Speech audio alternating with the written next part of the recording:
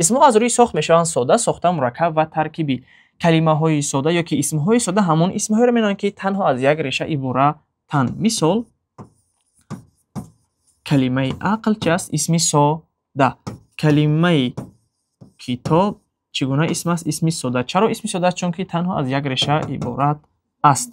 اسم های ساخته آن اسم های را می‌نامند که از یک ریشه توسط پیشوند یا که پسوند ساخته میشوند. مثال کلمه هم کار، هم در اینجا می شود پیشوند، کار باشد می شود ریشه، که قالب کلمه همکار چنین است.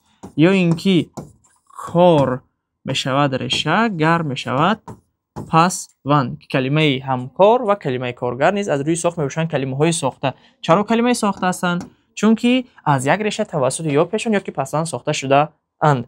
باز داریم اسم های مرکب. اسم های مرکب اسم های گفته میشن که از دو و یا زیاده ریشه های عبارتند که به هم دیگر یک جای نوشته میشن. آن ریشه ها و یک مفهوم را ifade میکنند. مثال کلمه سر تراشخانه. کلمه سرتراشخانه از سه ریشه عبارت است. سر یک ریشه، تراش دوم ریشه، خانه سوم ریشه، که سر اسم است، تراش فعل است، خانه اسم است. اسم پلوس فعل پلوس اسم با وجود آمده است یک اسم مرکب. اسم های ترکیبی آن اسم های گفته می شوند که از دو و یا جزءهای از همدیگر جدا عبارتند، یک مفهوم را ifade میکنند، به یک سوال جواب می شوند. این نوع اسم ها را میگن اسم های ترکیبی. و مانند چشمی زاغ که نامی رستنی در چنین شکل است، یا اینکه پنجه زاغ در شکل ترکیبی است. این عباره نیست، چون که هر دو کلمه یک مفهوم را ifade میکنه و به یک سوال جواب میشه. و از همین لحاظ این چیز اسم ترکیبی. باز ما داریم اسم های ترکیبی که آنها را اختصار کرده می شود. شکل کوتاه شده اسم های ترکیبی را اختصاره می نامند.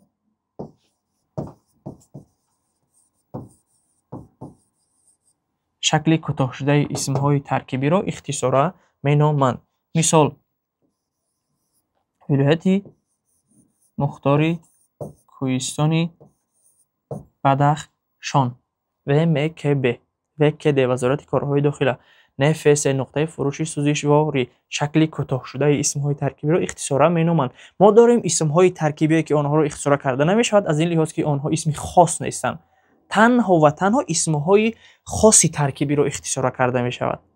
اسم هایی که ترکیبی هستند اما خاص نیستند آنها را اختصار کرده نمی شود. و اختصارها خصوصیتشون همین است که از لحاظ آن که خاصن همه وقت باید با حرف کلان نوشته شوند و در بین آنها هیچ یک علامت گذاشته نمی شود. بیشترین موردها وقتی که خوانندگان اسم های اختصارا رو می نویسند ما اهمیت میدیم که در بین این حرف های کلان یا نقطه میگذارن یا اینکه ورگل میگذارن که این موافق قانون املای زبان تاجیکی این علامت ها رو گذاشتن در بین اختصارها چه است غلط نباشد. дарси пурраро метавонед аз телеграм канали мо дастрас намоед. ссилкаи он дар описания гузошта шудааст.